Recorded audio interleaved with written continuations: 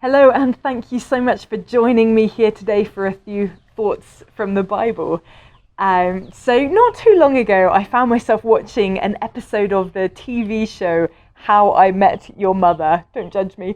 And one of the main characters in a particular scene, Lily, was thinking and talking about all of the things that she had wanted to do and to achieve in her life.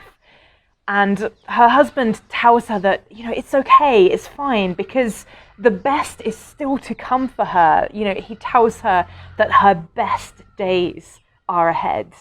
Well, she turns around and looks at him and says something along the lines of, at some point, that just stops being true.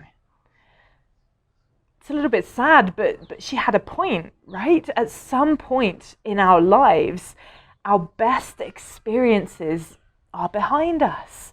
Maybe some of our treasured relationships, those great things that we did when we were younger. At some point, we do end up with less strength and less energy and less ability maybe to do the things that we could do when we were younger. It's easy to start asking ourselves those kind of questions, did I make the most of it?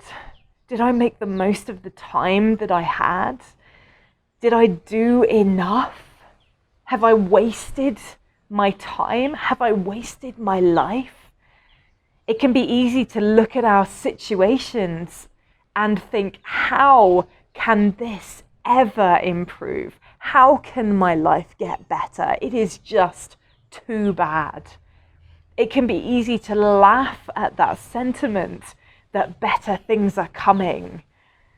That can be a pretty depressing place to find yourself. But I have some absolutely fantastic news for you today. See, with God, we have an ironclad guarantee that the best is still to come. He assures us that our best days are still ahead of us. That is exciting. As Jesus approached the very, very end of his life, nothing but agony and misery before him. It would have been really, really easy for him to say, you know what, my best days are kind of behind me right now. There's nothing good ahead of me really here on this earth to look forward to. Instead, the Bible tells us in Hebrews chapter 12 and verse 2 that for the joy set before him, he endured the cross, scorning its shame, and sat down at the right hand of the throne of God.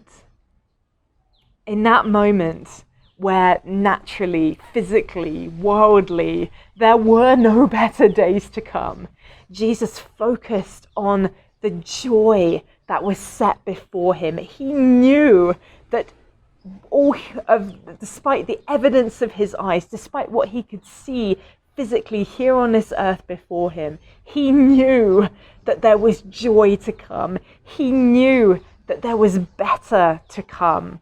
He was focused on that joy, and not only on one better day, but on a better eternity.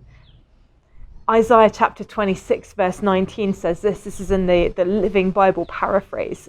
Yet we have this assurance, those who belong to God shall live again. Their bodies shall rise again. Those who dwell in the dust shall awake and sing for joy, for God's light of life will fall like dew upon them. What an absolutely amazing assurance that is that we have today.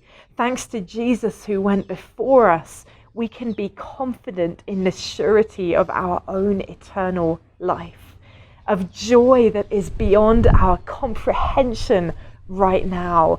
God's light of life falling on us like dew. That sounds like some better to come right there.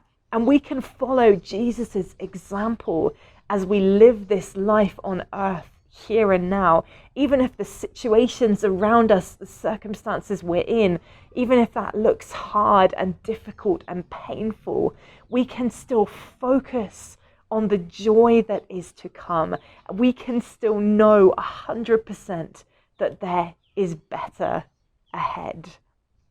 Do not lose heart, says 2 Corinthians chapter 4, verse 16.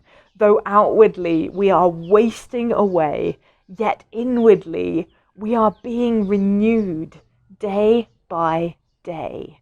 For our light and momentary troubles are achieving for us an eternal glory that far outweighs them all. That is a wonderful promise. But we don't need to wait for eternity to start enjoying better days right here and right now. Inwardly, we are being renewed day by day. That's right now. That's a promise for here and now. It's a promise for this time where we're still living on this earth. Regardless of the situations we find ourselves in, regardless of the regrets we may have, regardless of the opportunities that we feel have slipped through our fingers, despite any of that and anything else, your best is still to come, and it is still to come here and now.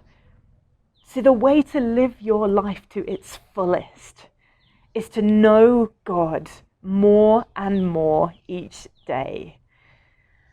When you make that your goal, then every single day can be better than the last, regardless of what it holds, regardless of its circumstances, because every day is a chance to grow closer to God, and every day closer to God is a better day than the last. I really hope that that's encouraged you today. Your best is still to come. Yes, your best in eternity with God, but a best here and now as well. An inward renewing day by day, an inward drawing closer to God day by day that can make every single day better than the last. Your best is still to come. Thank you so much for joining me here for this little thought from the Bible and TV. I will be back with another video on Monday, so I will see you then.